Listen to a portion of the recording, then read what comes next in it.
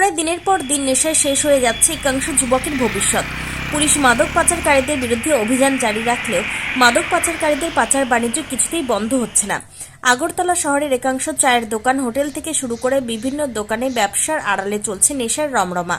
আর সেই সব দোকান এবং হোটেলের বিরুদ্ধে পুলিশের কাছে খবর থাকলেও নীরব ভূমিকা পালন করছে পুলিশ প্রশাসন।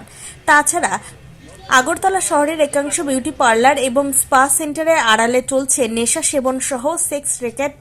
পুলিশের কাছে সেসব অবৈধ কার্যকলাপের বিরুদ্ধে খবর থাকলেও পুলিশ নীরব ভূমিকা পালন করছে। এবার আগরতলা বটতলা গোলচক্কর এলাকায় নেশার টাকা নিয়ে দুই যুবক একজনকে মাটিতে ফেলে চর, লাথি, কিল, ঘুষি মারতে শুরু করে।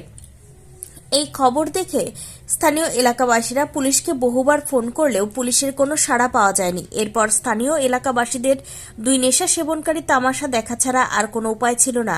এই হলো আগরতলা স্মার্ট সিটির বেহাল দৃশ্য।